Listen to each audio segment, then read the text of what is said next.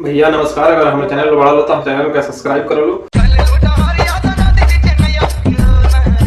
और वीडियो को ज्यादा से ज्यादा शेयर कर लो जान कि हम कौन अश्लील वीडियो ना ले अपना यूट्यूब चैनल पर और हम अच्छा वीडियो ले जौन कि तुम वीडियो देख लो और डांस वीडियो और जौन कि हम प्रमोशन करेनी हम कोनो पैसा ना लेनी फ्री में प्रमोशन करेनी तू लोग खाली जानो यूट्यूब चैनल पर हमरा एक मैसेज कर दो हम तालूंगा खुद वीडियो बना के और अपना यूट्यूब चैनल पर अपलोड कर दें। जरा चैनल का नाम बा बिपिन चौरसिया ऑफिशियल 8002 जालो चैनल के सब्सक्राइब कर लो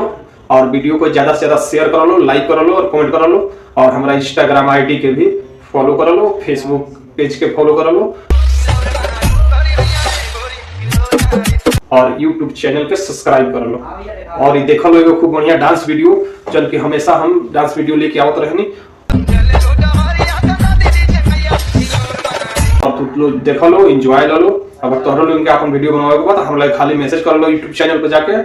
हम खुद वीडियो बना के दिखा दे। ऐसा ही हम अच्छा वीडियो ले आवी जो कि हर वीडियो में कुछ अश्लील ना रहेला, हमेशा हम अच्छा वीडियो ले आवी।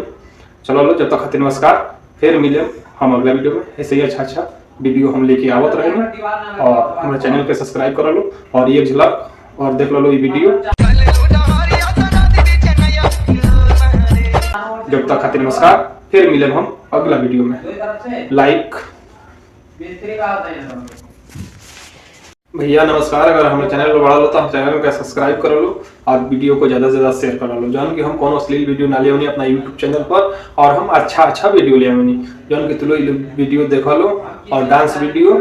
और जौन कि हम प्रमोशन करेनी हम कोनो पैसा ना लेनी फ्री में प्रमोशन करेनी तू लोग खाली जानो यूट्यूब चैनल पर हमरा एक मैसेज कर दो हम तालूंगा खुद वीडियो बना के और अपना यूट्यूब चैनल पर अपलोड कर दें। जरा चैनल का नाम बा बिपिन चौरसिया ऑफिशियल 8002 जालो चैनल के सब्सक्राइब कर लो और वीडियो को ज्यादा से ज्यादा शेयर कर लो, लाइक कर लो और कमेंट कर लो और हमारा इंस्टाग्राम आईडी के भी फॉलो कर लो, फेसबुक पेज के फॉलो कर लो और यूट्यूब चैनल पे सब्सक्राइब कर लो और ये देख लो खूब बढ़िया डांस वीडियो जन कि हमेशा हम डांस वीडियो लेके आवत रहनी और तुम लोग देख लो एंजॉय लो। अगर तोहरो लोग के अपन वीडियो बनावे के बाद हम लोग खाली मैसेज कर लो यूट्यूब चैनल पे जाके हम खुद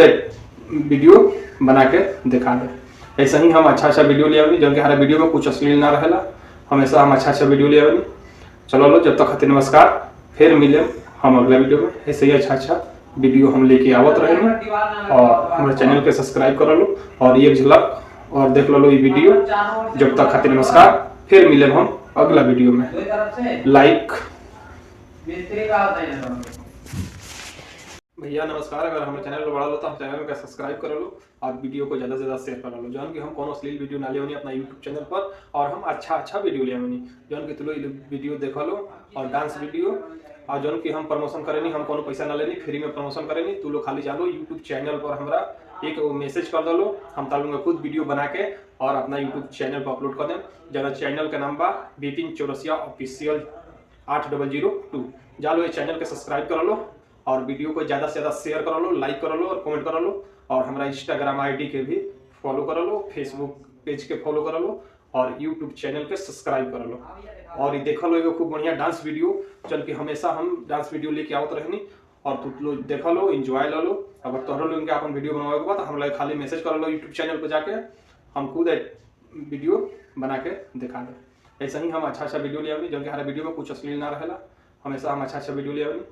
चलो लो जब तक खातिर नमस्कार, फिर मिले हम अगला वीडियो में ऐसे ही अच्छा वीडियो हम लेके आवत रहेंगे